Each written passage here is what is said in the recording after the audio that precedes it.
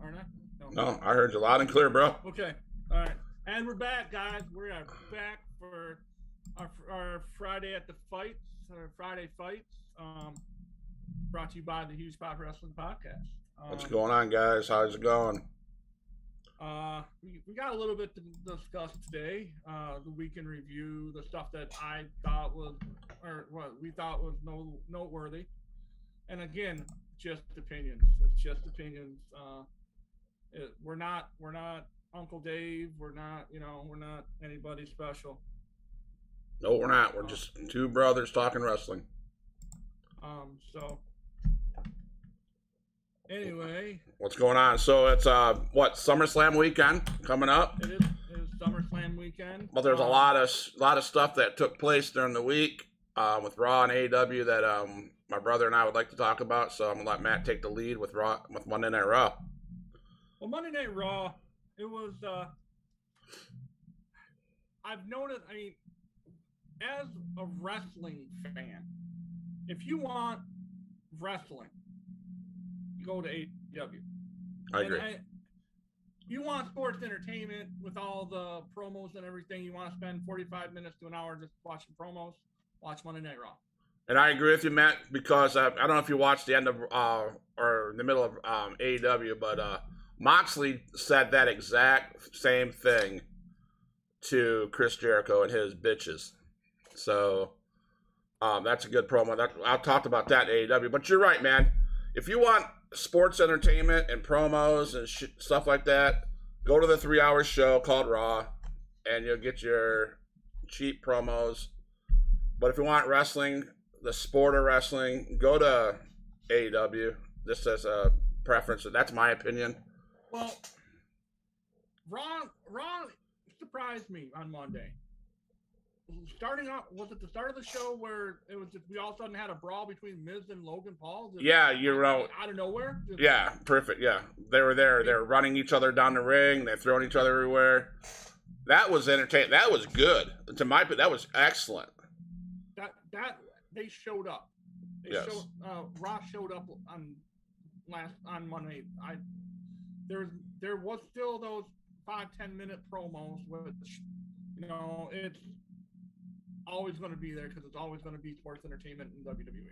But I got good. I got excited because you're right. They showed up at the beginning.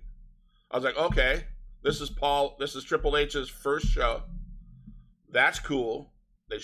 They're starting it off awesome. TV 14.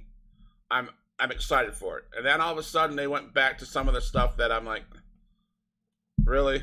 But I didn't write down in order. My notes are all jumbled, but it went Logan Paul. Then what happened after? They took care of that. Logan Paul and the Miz beat each other up all over the ring. Blah blah blah blah blah.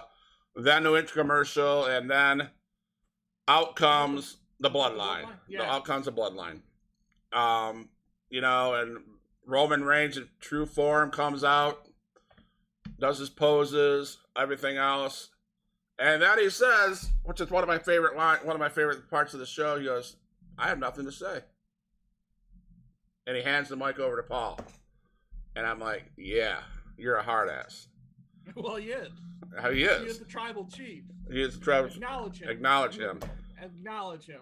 I mean, come on. He's the old. I'm gonna catch a lot of heat from Rect if he's watching this, from Husky, from all those guys. They're gonna give me shit later, but I absolutely. It's no like I don't. I'm the guy who asks the questions.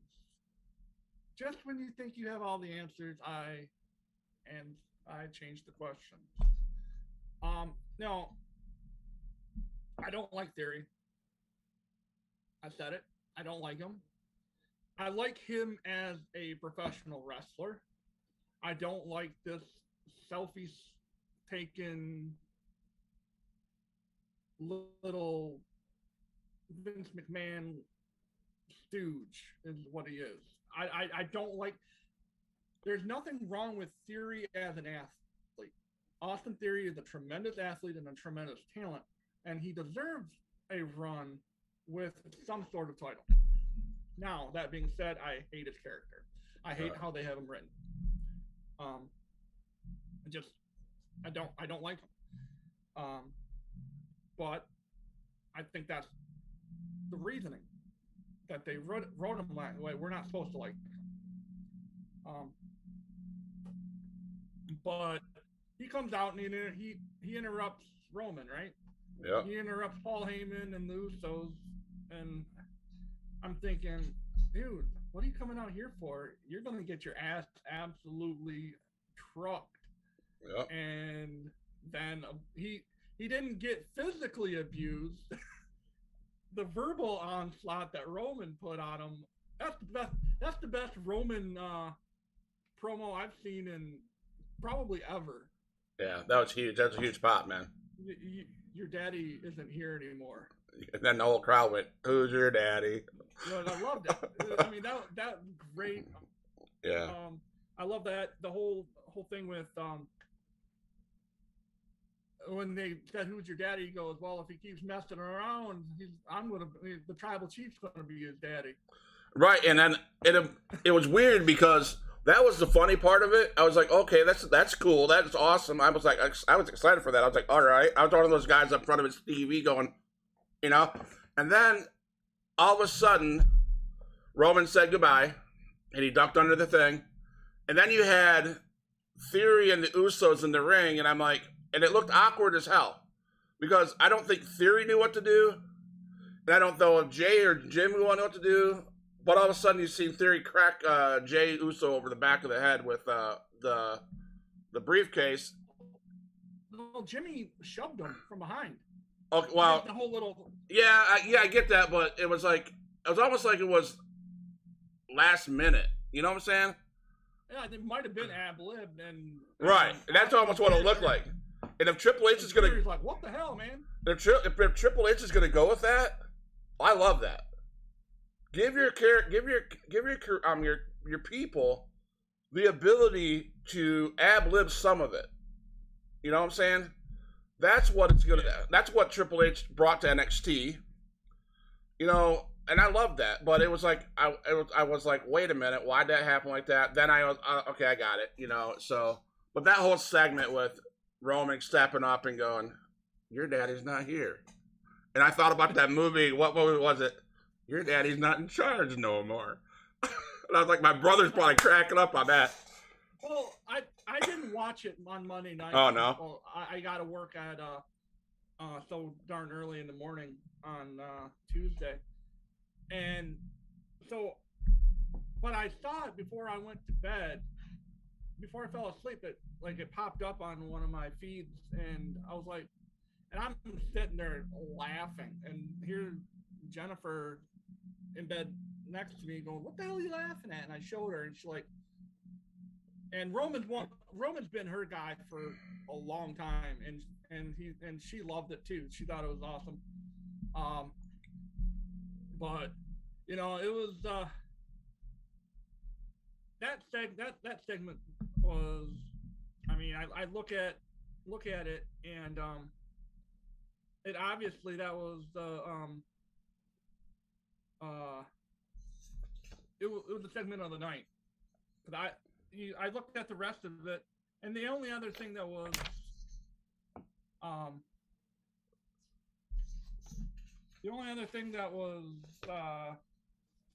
noteworthy was the Rey Mysterio promo too. But that came a little bit later. Right. You know, of course, then go ahead. Yeah, go ahead. Of course, they went into the Bloodline versus defeating the Street Profits and Riddle via pinfall, and Roman Reigns hit Riddle with a spear, you know, all that, you know. And we've seen this match how many times, and now we get to see it again in SummerSlam. But those predictions will come later. You know, it's a wild match. We saw Montez Ford busted open, you know, and of course Ford is a straight up gamer. Yeah, those guys. That boy. And Angelo Dawkins is a hell of a great talent too. He moved great for a big man. Now, but my thing there is I think Montez Ford could do so much more as a singles. Yeah. I will say this. I'm looking forward to, and I'm gonna we're doing predictions at the end of the show. I'm looking forward to that Usos and Street Profits match because at SummerSlam, like you said, Montez Ford and his partner, they're a phenomenal. They're great big men. You know, they're high flyers. They're everything a good tag team should be. Plus, they can cut promos. Well, they're not the greatest tag team in the world. Well, no, not the greatest, but they're not the worst. At least it's realistic. It's doable. I think they're I think right now, and I disagree with me if you want. I think SummerSlam, the tag team match, is the two best tag teams in WWE. In WWE, yes, not in the whole. No, because neither of them could lace up FTR's boots. I agree. I mean, FTR, we're venturing down a different path here, like we always do. But I think FTR is legitimately the best tag team in the world right now. They have arguably the wrestler of the year with Dax Hardwood. I truly believe that Dax, he just does. He makes everything better. Right. Like he's an amazing athlete. Yeah, they're good wrestlers for sure. Good in-ring wrestlers for sure. Yes. We got a chance. Andrew and I were able to watch them when they were still with WWE. They put on a banger of a match with Bobby Roode. It was Glorious Gable, I believe, because Chad Gable and Bobby Roode were a tag team for a while. Yeah. And they held the championship. It was here it was over in Saginaw. And I think FTR they went like 25 minutes of just an absolute banger of a match with Roode and Gable. It was fantastic. It was a really, really hell of a great match. Right. So we had, and then after that match, after the Street Profits and Riddle versus the Bloodline, wasn't it? Yeah, the Bloodline. Right. We saw Seth Rollins come out and do the curb stomp and all that kind of stuff to Riddle, which inadvertently put Riddle out for SummerSlam. Work. Well, they said it was kayfabe. But there's a lot of things that happened in that segment that I believe, in my opinion, again, that's in my opinion, I believe that's a Triple H in charge, changing things up. The exchange between, first of all, what about the exchange between Seth Rollins and Roman Reigns? Seth Rollins says, "I will see you later." And Roman looked at him like, okay. And then now we have Seth Rollins taking out Riddle with curb stomps and stuff like that. Obviously, Riddle's not at SummerSlam. That's news all over the place. And now we're going to, who is that new one? Who's the new person? So I think it's a setup. I think it's great. Triple H is amazing. I think it's a setup. Maybe Matt will disagree. He can, after I shut my mouth, he can say something. But I think it's a setup. I think it was planned. And I will tell you my reasoning behind that when we do our predictions. But I love that whole segment. The whole thing, your daddy's not here. The exchange between Seth Rollins and Roman. And then Roman just then Seth Rollins just annihilating Riddle. So that was good. Good for business. Well, I don't know. I mean, it was suggested that it was kayfabe. Okay. It was suggested. I think Barry Alvarez. I saw it on TikTok somewhere where someone reported that it was kayfabe, and You know, and I can't remember who posted it, and they made a great point. We don't need to know if it's kayfabe. We really don't. No. Let us be fans. Yeah. You know, that whole dirt sheet stuff doesn't ruin it, but it kind of upsets me that I can't be a casual. I have to be more of an open mind instead of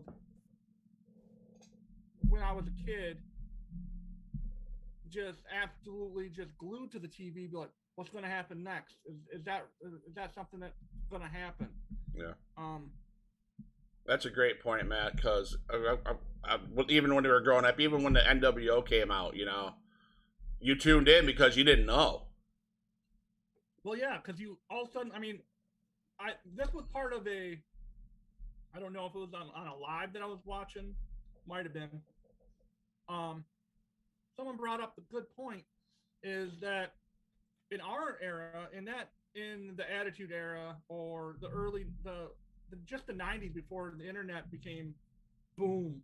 Right. You know, before everyone and their brother was reading the dirt sheets and writing their own dirt sheet and having podcasts like two jackasses, one from Michigan, one from Florida. That's what we all call that show, the two jackasses. Anyways, yeah. Good. No, like before everyone and their brother had a fucking podcast, you turned on Nitro. Yeah. You're watching my question to you, question of the day.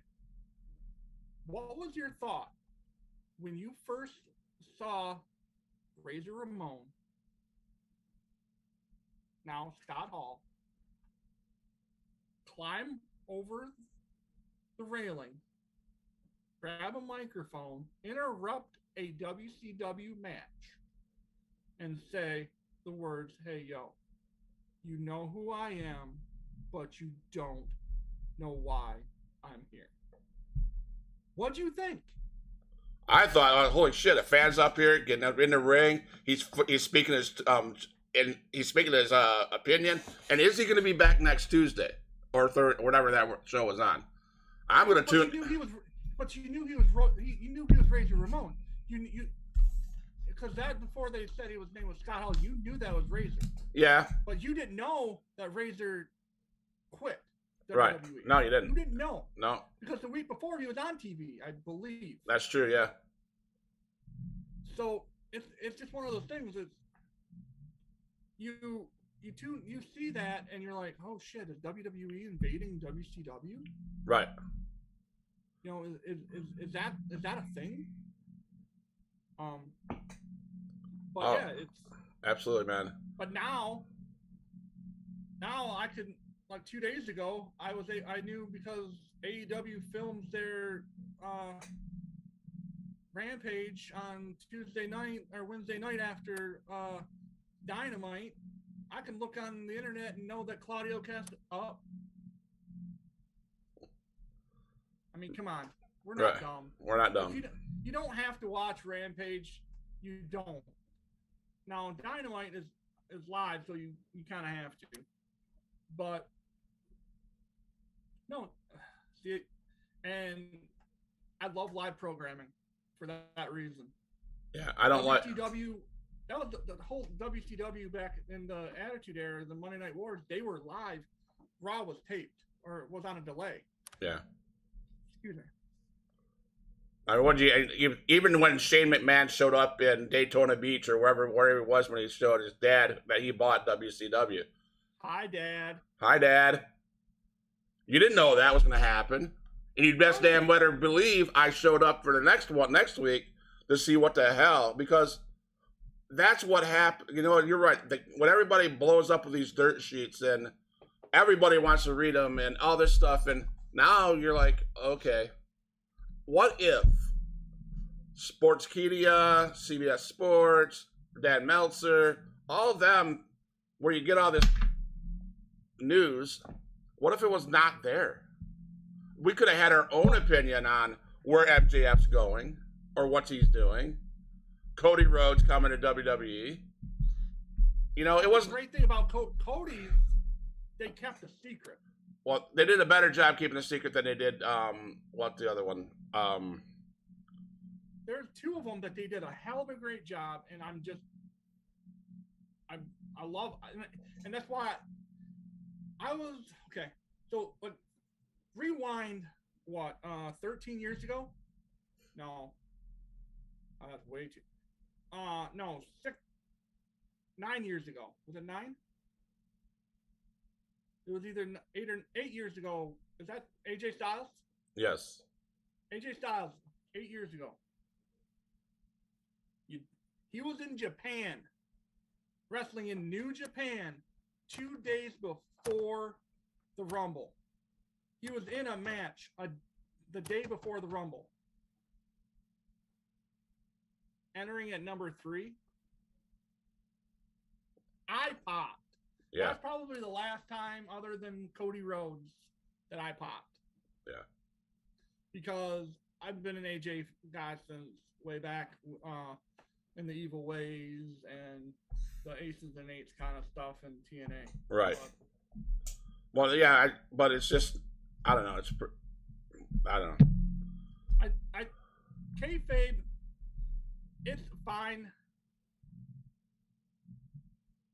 I mean, kayfabe died when during the curtain call. Yeah. That's no secret.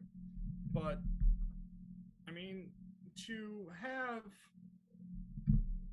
spoilers, it's almost like you because you can't grab this and you can't like seriously. I have to watch for a pay-per-view. I have to watch it, or it ruins everything because I can go on Facebook or any social media and it pops up first thing because I'm a wrestling fan. Correct. So I know who wins. Like, there's no spoilers suck. I just wish, like, when I don't want to go back to where you have to wait 6 months so Coliseum Home Video can release the tape. But I tell you what, you waited 6 months and you were first in line to get that damn cassette tape, take it home and watch it 3-4 times. I mean, that's how I grew up. Coliseum Home Video, I made sure Mom, I like every day, like if like on the weekends, if we'd rent videos from that video store in Indian River, just you go in and like I can still visualize where they are on the wall. They weren't behind the curtain. No, they weren't. That's later in life. Kids. Don't go behind the curtain. It leads to trouble. At least a huge pop. It gives you a huge pop in your. Never mind. Go ahead. Sorry, Matt. Danhausen. Yeah, it's okay. Anyway, so the movie that's not behind the curtain. Yes. Coliseum Home Video is on the wall, and like that was my childhood. That was how I thought. Now Andrew can hop on casually at any time and throw a pay-per-view on. Yeah. The hell. Right. Wish I had that. I mean. But anyway, let's get back to Raw. I digressed like 1,000 miles on that one. I mean, then we had Drew McIntyre defeating Fury via disqualification. Well, whatever. Well, let's just. I mean, the only other two segments I really enjoyed on that was the Mysterios. Yeah, Rey Mysterios, and then finally the Miz, and when Miz and Ciampa attacked Logan Paul. But so let's talk about Mysterios. I have a theory on what's going to happen. Everyone says that it's going to be Dominic turning on his dad. I'm going to go the other way around. I think Ray's going to have enough of his son. Have enough of his, like, you're not learning from me. You're holding me back. I used to be a world champion. I used to be a dominant figure in this industry, and now I'm tagging with you, and then put his kid down. Yeah. You know, that I would love to see that. I mean, now, do you think he'll put himself down and join the Judgment Day, or do you think he's gonna be done? I think SummerSlam, you're gonna see something happen where he turns on Dominic. Yeah. That's my opinion. I think he, not necessarily joining Judgment Day full on, but I think it's gonna happen like that. And then possibly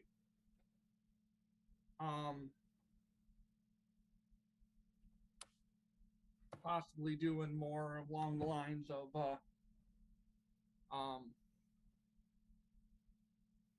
lost my train of thought because your nephew was crawling behind me.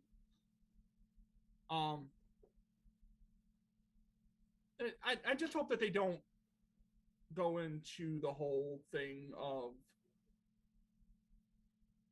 having Edge help out one of them.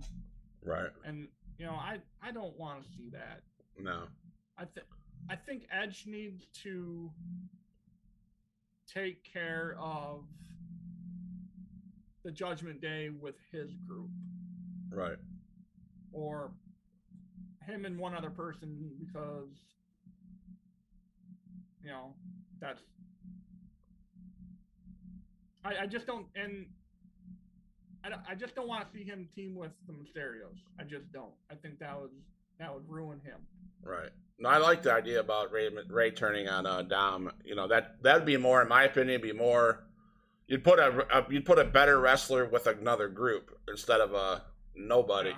You know what I'm saying? You're gonna ruin that group if you put a nobody with that group. And I guess I'm saying not Dominic's a nobody because that's basically what he is. I think he's a guy that's filling a pair of tights that. Well, you can't even play him on WWE 2K22. Oh, really? No, he takes up a roster spot on the goddamn game, but you can't. I mean, I wouldn't play as him. I'd put him out there to get his ass beat. Right. I mean, I might just my opinion on that Raw with the Mysterios was, you have this 20th anniversary of Rey Mysterio, and all they could do, and I would say to myself, all you guys can do is have a backstage brawl where they lay him out a little bit, and then he cuts a promo out, a 20-minute promo, it seemed like. To me, they didn't do a good job with that. To me, Rob dropped the ball, in my opinion, on that whole 20th anniversary, 20th birthday, whatever you want to call it. I just thought it was not done right, not done. As for as good of a star as Rey Mysterio is, he's going to be in the Hall of Fame. For what he does, what he brings to Monday Night Raw, what he brings to WWE is, he's committed, and I think they just didn't give him what he deserved, And I think even though if they would have had him turn on Dominic that night, or Dominic turn on him that night, I would have been okay. Yeah, then that makes sense. But again, it was another 15-minute, 20-minute segment with the Mysterios and Judgment Day, and it just doesn't add up, in my opinion. And okay, so we were all hyped up. The wrestling community was all just buzzed about the fact that it's Madison Square Garden. We're gonna see Edge come back. And yet, where's Edge? Right. What happened? That to me was, was it a last minute thing where they decided to scrap it, and maybe that's who's gonna take on Rollins at SummerSlam? Did you almost feel like that Raw was thrown together? Last minute changes, all that? Well, I tell you what, that SmackDown from last Friday was. Oh yeah, that was horrible. That was bad. And Raw, it seemed like there was just Raw was more organized. It was more chaos. Yeah. But it was still chaos. It was still all over the place, and kind of like this podcast. Did you watch the Miz part? Oh, the whole balls thing. Yeah, yes. That's great. That's funny. I mean, yeah, they had some high spots. You know, Maurice comes out and talks about it, carrying a set of balls as a purse, and talks about how her husband doesn't have small balls or whatever. The average size balls. Average size. And Miz looks at her and goes, "I have bigger than average size balls," or something like that. And it was good. We talk. People who watch the questions of the day on my channel or over on my TikTok. We talked about overrated guys. We talked about the Hulk Hogan's. We talked about Lex Luger. We talked about all the guys that were overrated, and the underrated guys are, in my opinion, my three most underrated guys. Well, the three guys that are underrated in the game today: The Miz, Dolph Ziggler, and I think a guy who doesn't give enough credit, and he's over on AEW, is Dante. And we'll get to him in a little bit. Why do you think we're going to start a debate here because this is what we do. It's Monday night. It's Friday night fights. So I'm going to throw this out there. How in the hell do you think Miz is underrated? He's underused. He's a main event. I think he's a main event kind of guy. They misused him tremendously with the whole Johnny Mundo. Maybe if you, I agree with that. Maybe if it was used properly, I guess I'd come on your train and say, yeah, he's underrated. But he is, because he's not given the opportunity to be great. Yeah, I guess I see that. You know, like you just said, him with Johnny, whoever the hell he was. Johnny Nitro, Johnny Mundo, Johnny Impact, Johnny. Yeah, he's always with somebody. Johnny Jackass. Yes, and he's always, you know, that's just like AJ Styles with Omos. That was dumb. They ruined him. He did, yes. They ruined AJ with Omos. Yeah, they absolutely ruined AJ absolutely. with Omos. You know, and I could, you know, if we've seen Miz as a wrestler and not ahead of his own show, you know what I'm saying? Now, Logan, his show is funny. It is funny, but what I'm saying is, those type of shows are for like the Logan Pauls, the celebrities. No, are you talking about his Miz TV or are you talking about his the Miz TV? Okay, because his show that's on after Raw called Miz and Mrs. That's an entertaining. That's a good show. I'm talking about in the ring wrestling on the show WWE Monday Night Raw. If I didn't see Miz on a show at a Miz TV, in my opinion, you're underusing that guy. He needs to be in a storyline other than a TV show, other than a show that you set up to take 15 minutes of Raw. I'm saying that's a celebrity spot. Bring in Logan Paul into that spot. Let him talk that. But so if that's the case, Matt, I agree. Miz is underused. He's misused all around. Okay, misused. That's fair. He's misused. I'll say that. Yes. You know, and I hope we don't see Miz and Ciampa do another Johnny Morrison and Miz. You know what I'm saying? Yes. Don't do that. You're going to ruin both of those, because Ciampa is one of my favorite people from NXT. I love that guy. I think Ciampa could Ciampa be Seth's mystery guy too? That's a possibility. I got a list. I do too. I have a list of people that I think could. But so let's get into the AEW. Yeah, because the only thing that else happened is Chad Gable. Shoosh. I hate that guy. That's all I gotta say. Bye. Now AEW started off with an absolute banger of a match. Yes. Absolute banger of a match. Mox and Roosh. That was a great banger of a match. Excellent match. Hey, guess what? Moxley bled. Yes, he did. I kind of stole that comment from from Wrecked, because he was watching it. I was in his live when they were watching it, and he made it. Those guys in that live made a great comment that I 100% agree with. You turn on a Moxley match, do you ever not see him bleed? No. He's the modern day Ric Flair. Yeah. You know what I mean? Yeah. True. But he put on a hell of a show. He's just a bad mofo. I'm telling you. Yeah. And that's why I would put him as the face of my franchise. Yeah, he's number one. Yeah, I'd put absolute face of my franchise for sure. Now, after that, is that when the Jericho appreciation shit came out? Those guys? Yeah, because not next Wednesday, but the Wednesday after, it's Moxley versus Jericho in Minneapolis for the AEW interim championship. Yes, and you see where Moxley, so many cool points about that. Moxley comes in and he says, excuse me, this is not the interim, it is the AEW, and I am the first two-time AEW champion. He goes, you can take your entertainment bullshit and keep it there, but this is pro wrestling, and so. Well, I love the whole thing. He said, I don't want to face whatever this Chris Jericho washed up has been. I want to face the last graduate of the Heart Dungeon. I want to face the goddamn Lionheart Chris Jericho. And, how long ago was he the Lionheart? That was 25 years ago? Yeah. When wrestling was wrestling, man. Yeah.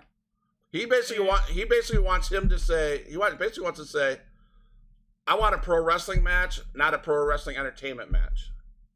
Bring your shit, but leave your goons at home. Leave them back there. Yeah. And I don't know. One-on-one. And I love that, but you know damn well it's not going to happen.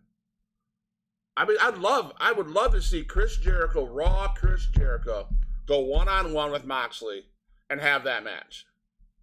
But what you're going to see is Conte come in with Guevara or whoever that they want to bring in, and it's going to ruin it. And you can't. I mean, the one thing I do like about AEW is there's wrestling in there, and I hope they do that right. So. Yeah. So next up we had absolute Ricky Starks versus Danhausen. You know what? I when Danhausen first showed up to AEW, I was like, oh my God, we got some jackass who wants, and the more I watch him, the more entertained I get. Yeah. It's the same thing as Orange Cassidy. I used to hate Polly Pockets. I thought he was absolutely dumb. And then I actually got to see him wrestle. Yeah. And he is an athlete. He can go, and he did go. And, but obviously Ricky Starks wasn't going to lose the title housing. Right. To Danhausen. He wasn't going to drop the title. He wasn't going to drop the belt. But Ricky Starks, one of the most underappreciated and underrated guys in the league, in all professional wrestling. The kid can go. He's an absolute monster. He held the FTW championship for over a year. Then Hook took it off of him. That was really cool to see Hook take it off of him, though. Yeah, he's a great up-and-coming star. Well, and that's Taz's kid. So that's really cool. That is cool. That's Taz's kid, and so I think they did a backstage segment on the digital stuff where Taz goes, who would have thought 20 some years ago we created this championship for me. Right. And now my son just won it. Right. And it's making it relevant again. Yes. So And then of course Powerhouse Hobbs had to do powerhouse things and train wreck Ricky Starks.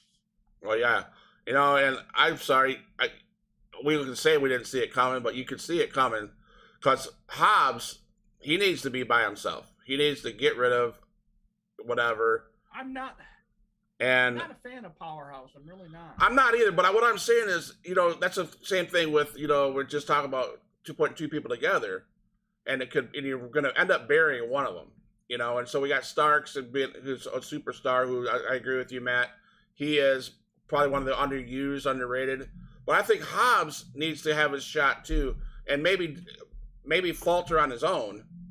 But for Hobbs to clothesline the Ricky Starks, and I loved it because Starks goes, my goddamn time is now, and right after that, smack. Oh yeah, he said my time was last year.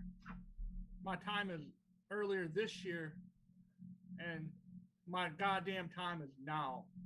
Yeah, right after that, Ricky, yeah. Hobbs laid him out. That was pretty cool. The next match was Dante and Sammy, and that was a banger too. Yes, it was. Holy shit! Yeah, those guys went. Those had a lot. You like your high spot wrestling. You like those high flying guys that do shit that you would only do in a video game. Right. Dante, again, underrated. Yep. The kid can flat out go, and so can Sammy Guevara. Sammy Guevara, he can go. And I hate to see him with Chris Jericho. I think Sammy could do so much better with somebody else or by himself. Yeah, but he fits in with that system though. Yeah, true. And then was the Jungle Boy segment right after that? I thought, yes, and that was probably the best moment. Of course, I'm supporting the Jungle Boy. That's probably one of the best segments of the night, in my opinion. That was love it. That was bringing wrestling personal. When he starts out by saying, Christian Cage, you're a pussy. That got everybody's attention. I'm sorry. It got my attention. Do I have your attention now? And then it went right into him calling up his wife, saying, hey, Well, his ex-wife, I'm calling you up, answer the phone, he says on the thing, and he tells Christian Cage the only reason why he needs this much money is because his ex-wife left him or whatever to pay for the divorce or whatever. That was just, that in my opinion, it was PG-14. AEW's on PG-14 since they came on air. And that blew PG-14 out the window, in my opinion. But that was a great segment. I'm still not convinced that Luchasaurus is 100% with Jungle Boy. I think we're gonna see a swerve here sometime in a near. I don't think so. You don't think so? No. Because that's your WWE brain working. You think so? Tony Khan don't write like that. Because that would be a double swerve, and that's kind of shit that you would see from like Vince Russo from back in the day. The double swerve. Good. It was me all along, Austin. Yeah. I don't know, man. Mark my words on at 1:17 on July 29, 2022. I think we might still see a swerve with Luchasaurus. So yeah. The last match of the night was an epic match. These two boys tore the house down. It was a great main event. It was Bryan Danielson versus Garcia. Yeah. Daniel Garcia is tremendous as well. Yes. Daniel Garcia, right? Yeah. Yeah. But yeah, those, and I love the fact that Bryan Danielson is enhancing the young guys, putting over those young guys. They deserve it.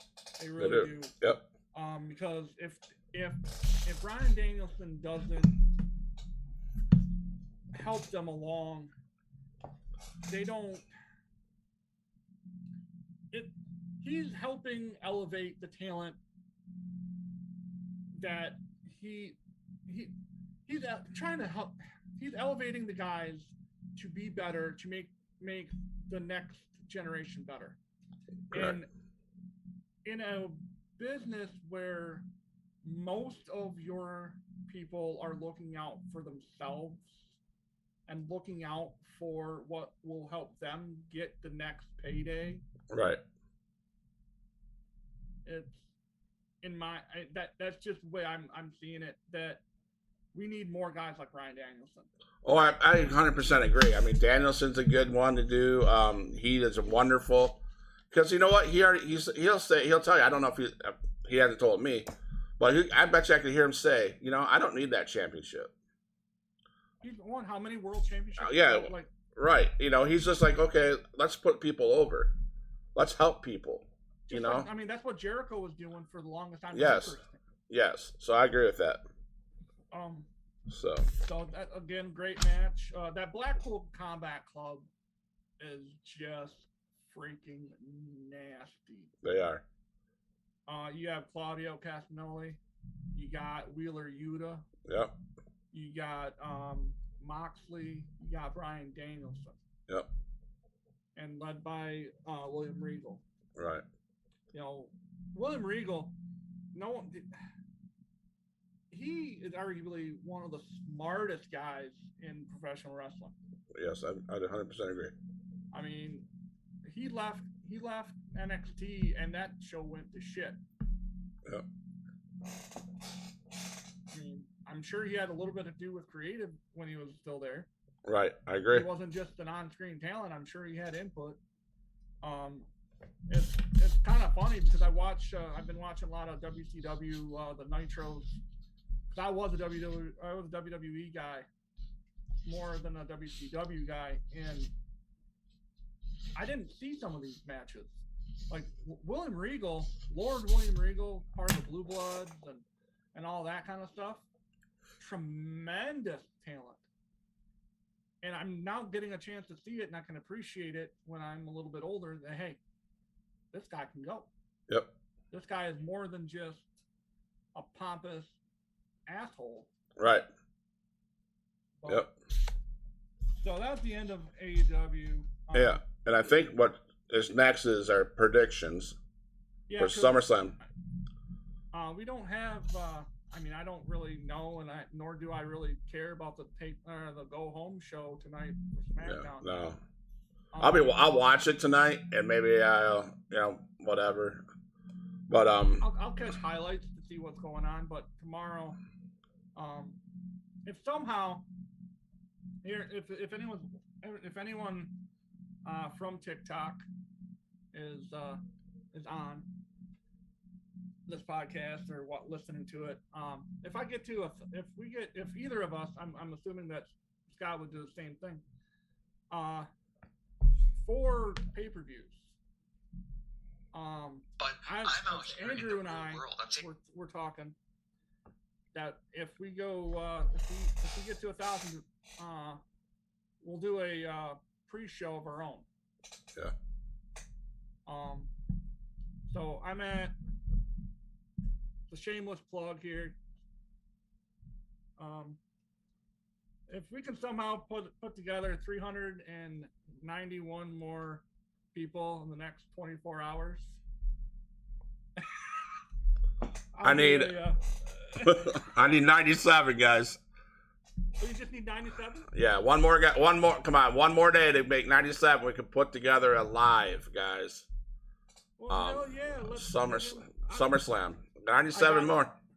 I'll have to after Andrew does his predictions on our TikTok. We'll have to try to get you 97 more for tomorrow so you can go live. Sweet, man. I will have to say, before we hit the Summerslam predictions, my brother and I were talking about this in the beginning of before the show went on air. You know, we've been talking for, 3-4 weeks about how we both agree that Monday Night Raw is way too freaking long. I think everyone said that. Everybody was saying that. I, of course, scrolling through Google and stuff like that, I popped up across, thankfully, another person that thinks that Monday Night Raw is too long. And I'm happy about this because hopefully, now that he's in charge, things might change. I thought I saw someone by the name of Paul Levesque. Yes. Right? Triple H? Yeah.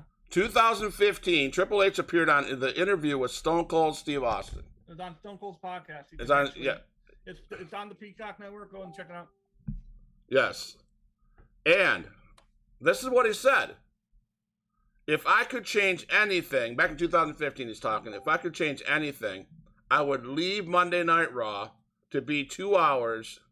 The third hour of TV is so much harder to write, I can't even begin to describe to you. It's just really difficult. And I'm sorry, I 100% have to agree with you. You are absolutely correct, Paul. I mean, it is. So, we go into SummerSlam predictions. SummerSlam 2022. I didn't write them down in any specific order.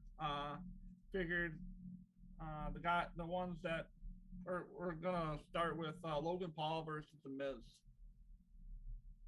and his gigantic balls.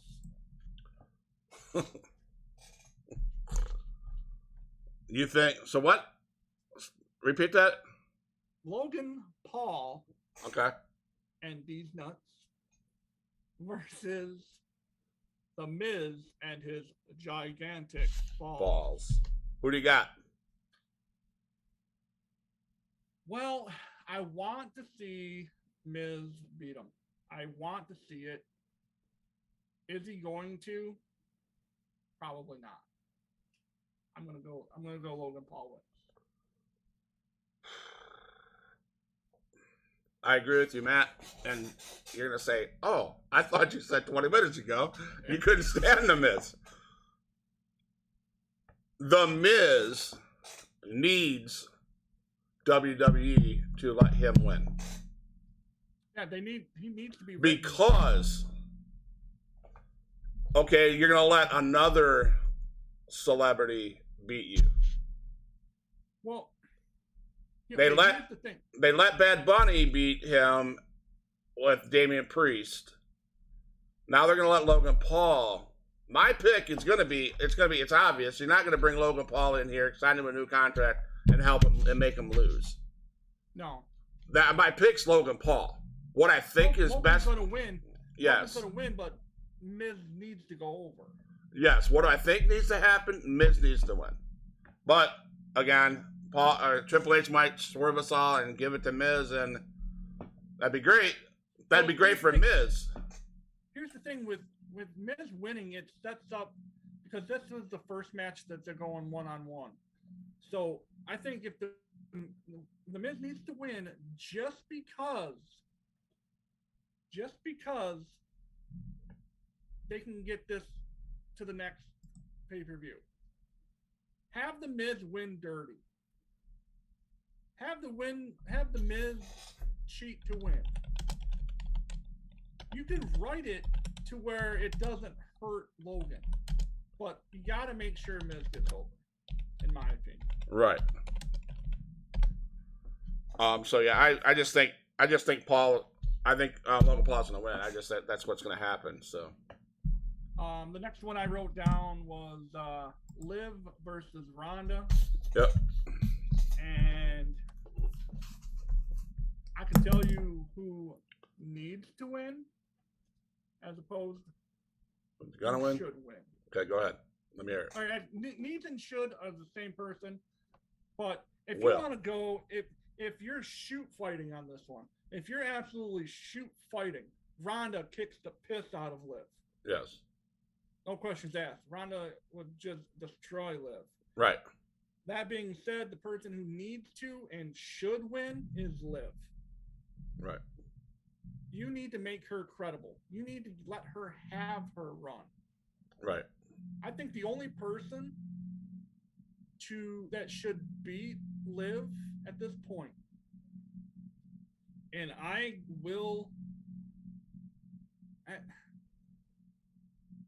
might catch some shit for this.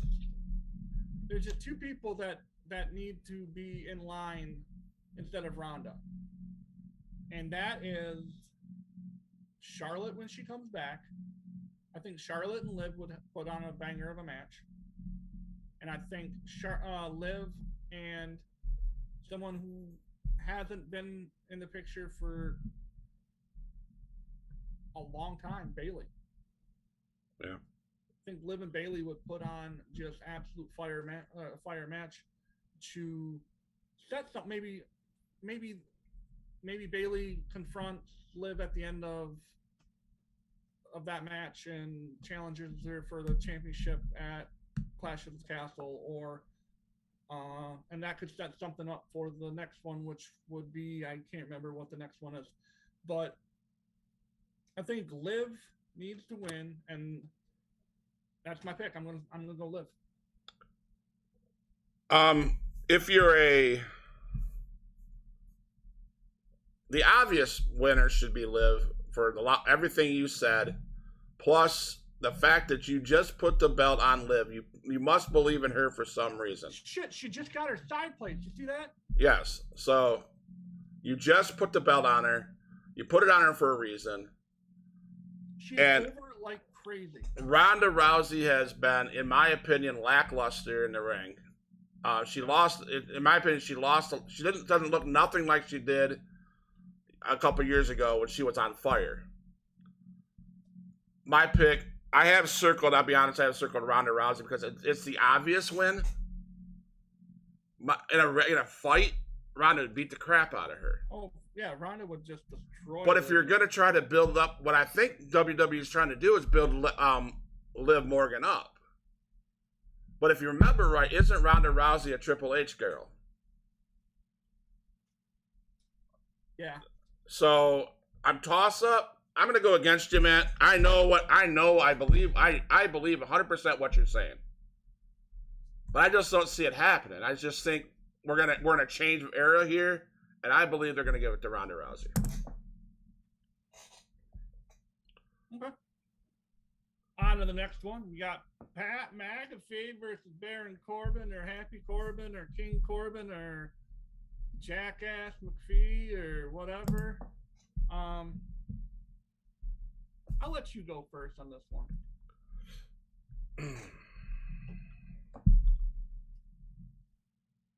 At first, when I first seen Pat McAfee at the announce table, I was like, okay, you're okay. I love him. I didn't like him at first, but then, of course, when he starts getting into the Shinsuke Nakamura stuff, and he just, and what a storyline they built between Pat McAfee and stupid Corbin. Well, so, everyone knows that him and Baron Corbin are former teammates for the Indianapolis Colts. Right. Now that's not that stupid kicker that they're talking about, Peyton Manning. I wish it was. That'd been so funny.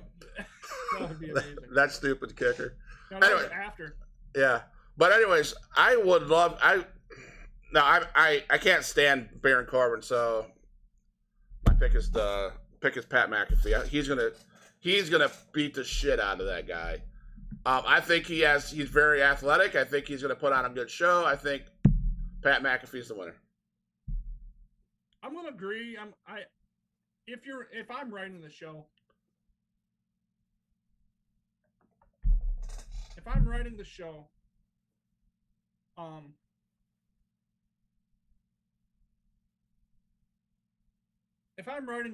it's Pat McAfee all day. And here's right. Baron Corbin doesn't need to win to be over as a heel. Baron Corbin's character as Happy Corbin or King Corbin is shit. His lone wolf when he had the long hair and he was a bad ass mother. That was my favorite Corbin. And I was a Corbin fan at that point. This whole gimmick, this sucks.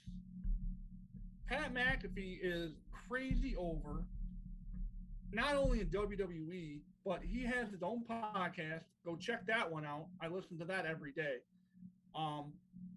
It's Pat McAfee show. It's on YouTube, and I listen to it on Spotify and other places. Anyway, Pat, come check us out. Maybe you can come on our show.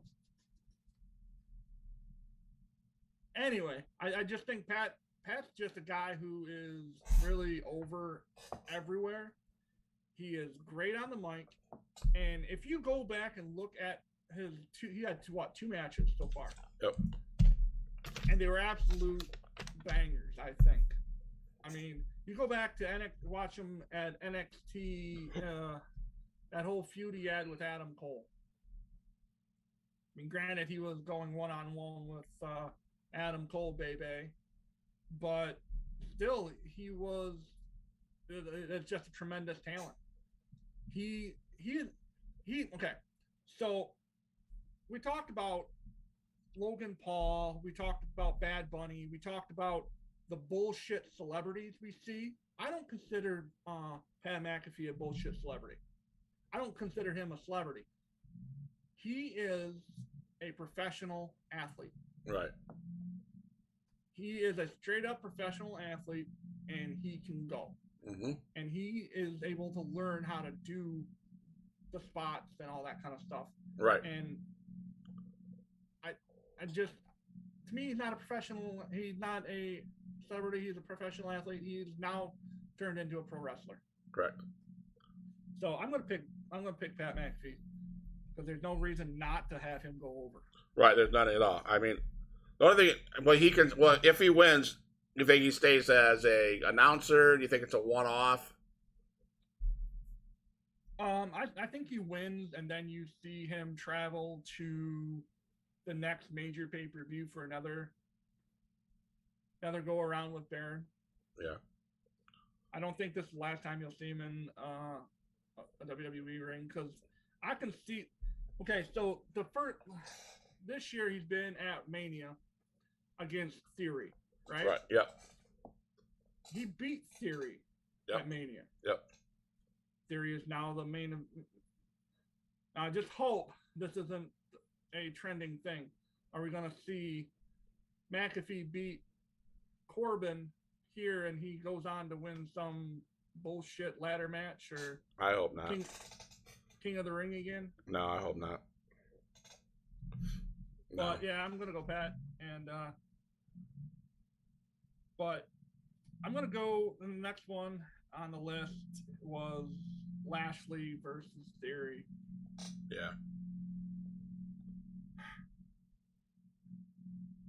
Go ahead. I got a little bit of a rant on this one.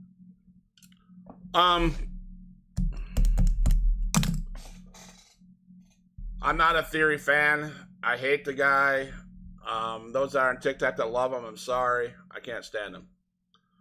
I think that he was put in the spot, not because he earned it, but he was put in the spot by his daddy that's no longer on television, Big Boy Vince. Maybe a payoff, I don't know. But I've never been a Lashley fan either, so he was one of those guys that I was in the wrong place at the wrong time. He had MVP with him. He had Lana with him. I've never liked Lashley going back to the first time he was in WWE. I didn't like him. Right. So this is a toss-up for me. It's one of those matches that, on this hand, I want to see him win it so he can have his belt. Theory.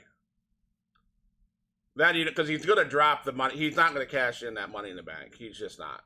It's not even possible, in my opinion. I think it's stupid as fuck if he does. That's my opinion. But he can't. There's no way. It's just so dumb. You're not gonna see some little wuss ass bitch lose to a powerhouse like Lashley. You can't. That is stupid writing. Fake as nuts. Fake as nuts. It is. It's fake as nuts. My wife, Edie Rogers. Go check out Huge Pop Wrestling on TikTok. Scroll down. You'll see a lady in pink dress, and she'll tell you how she feels. And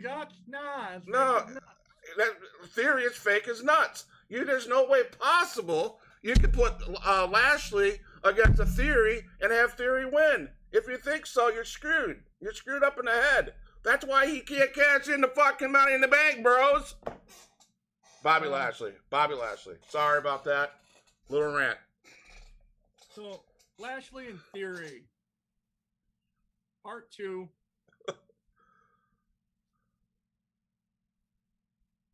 Before I go on I will pick the guy and I will go on my little, not a rant, it's more of a blow off about Theory.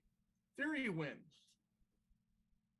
And it's going to absolutely, again, I'm sorry for all you Theory guys. It will make me throw up in my mouth watching Theory win on tomorrow night. And here's why. Because he will go on at that main event and cash in. And he will become the three belt holder. It's going to happen. And it's going to piss me off to no extent. And I can guarantee, and I will promise you, and if it happens, you're gonna have. If it happens, I will let Andrew stay up and make his own reaction TikTok to that, because I guarantee he's going to have some words to say about Austin Theory or whatever jerk off name he's gonna go by. I don't like the guy. And I've said that multiple times. I don't like the character. Great athlete, shit character. I don't need it. Okay. Theory wins. He gets the championship. And I think he's going to win because I can see at Clash of the Castle next month, you're going to see Brock versus Lashley in some sort of match. Huh. I don't know if Lashley comes and helps Roman out and takes out Lesnar because I don't know. But I think something's going to happen to where Lashley and Brock, because they've been playing with that idea for the longest time. Right. Bianca Belair, Becky Lynch.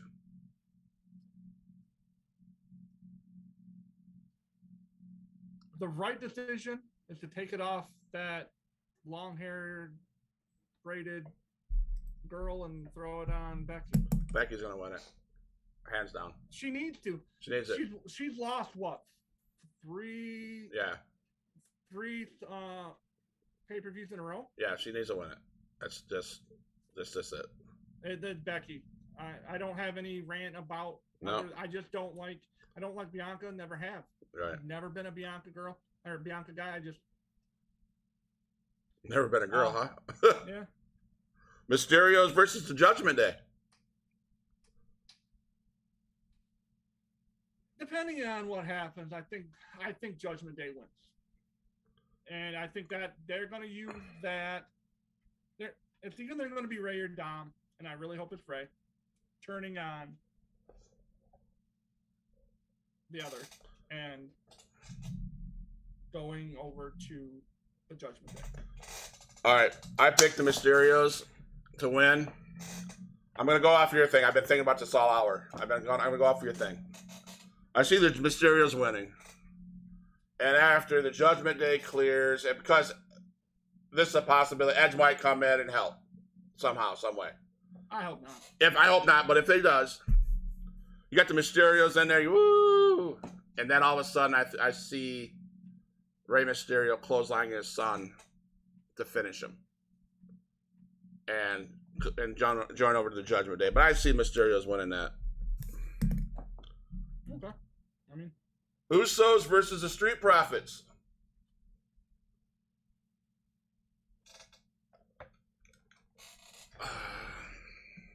Can you hear me?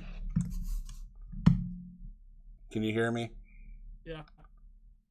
Solo cups. It's going to rain solo cups. Why? I don't like that idea, but that's my pick. It's going to rain solo cups. And the Street Profits, because I think they can be a good champion. I think it's going to start a problem. I think it's going to start a problem with the Usos and Roman Reigns. And it's going to build another story. So I think the Profits are good enough to win it. So I picked this. I mean, I'm not saying they're not good enough to win it.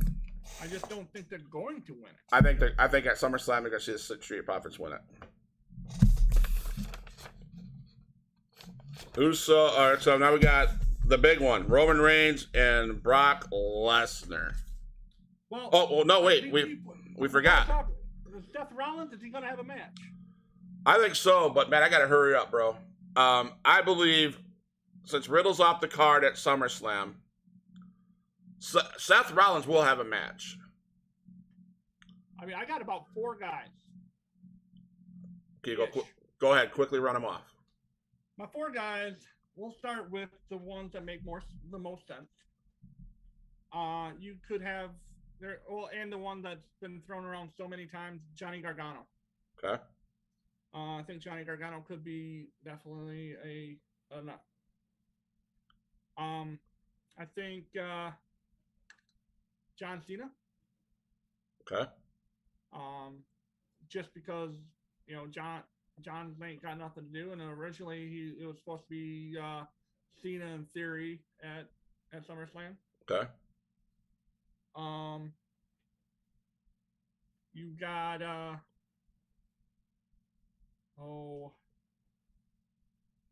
can't remember who else. All right, I'm drawing a blank. I should have written it down.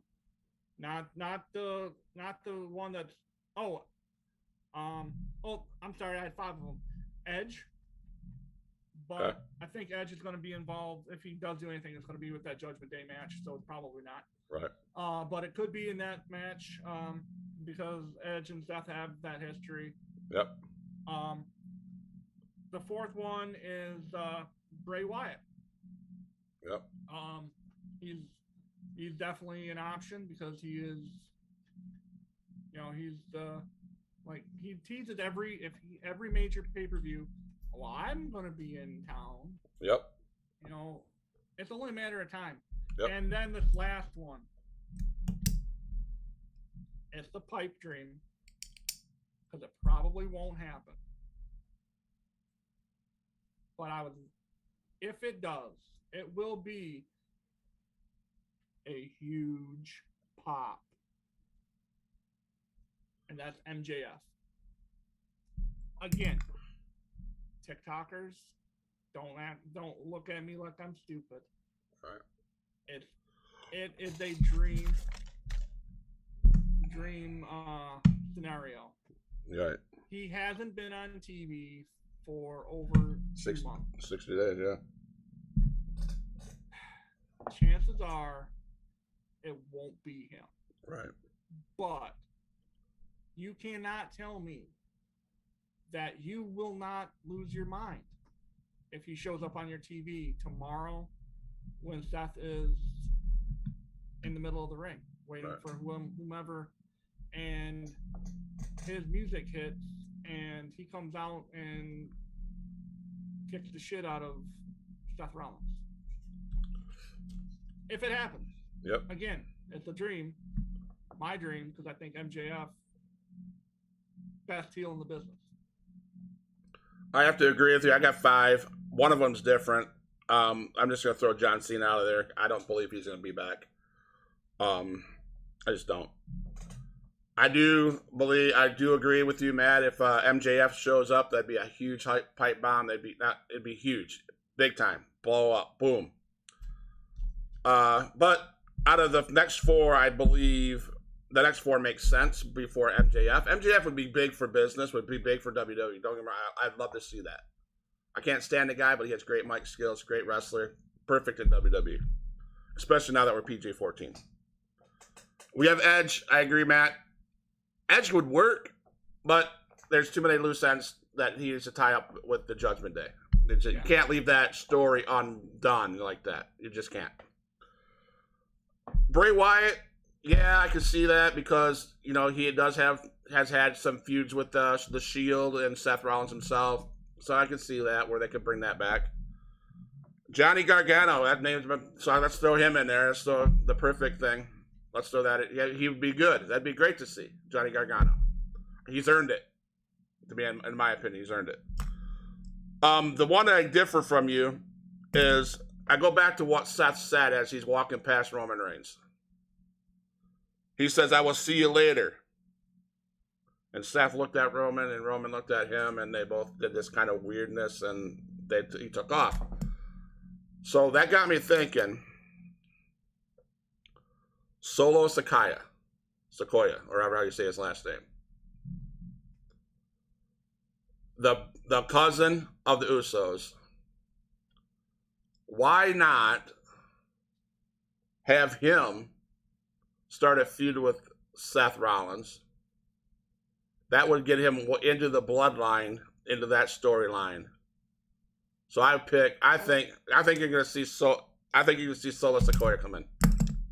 There's also been rumors that you'll see AJ. Yeah, I heard that too. But my pick, if Seth Rollins is gonna have a match, it's gonna be this with Gargano, or it's gonna be with Solo Sequoia.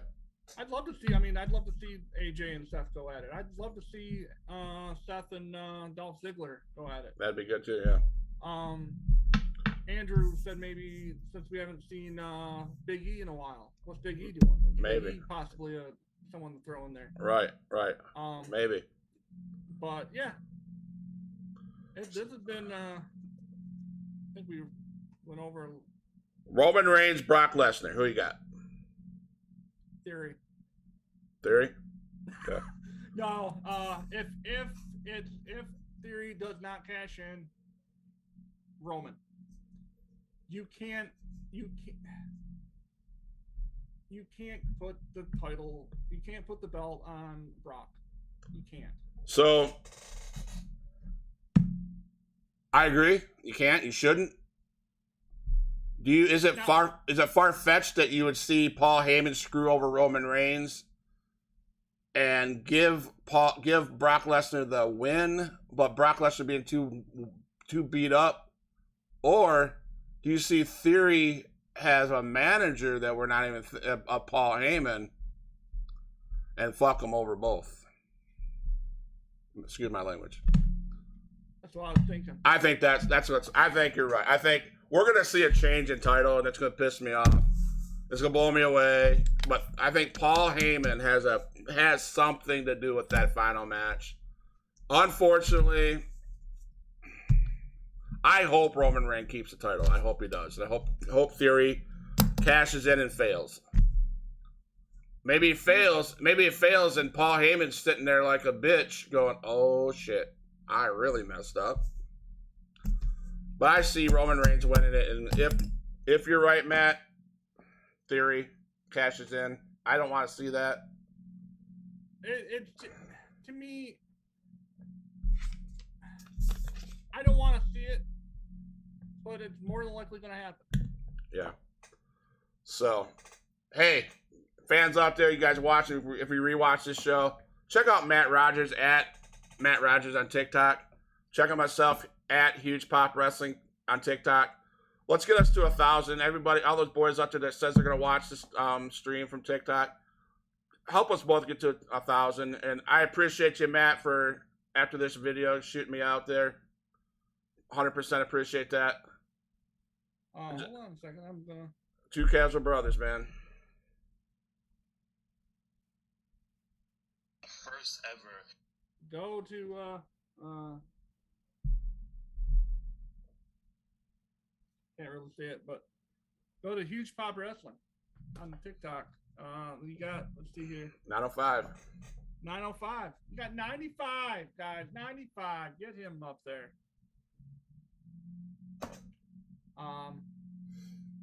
So yeah.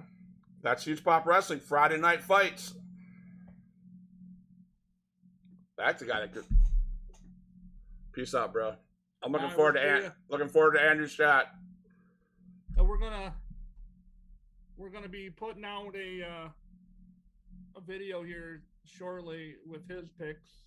Maybe we'll do something in the next like half hour. So if you guys are watching, check it out.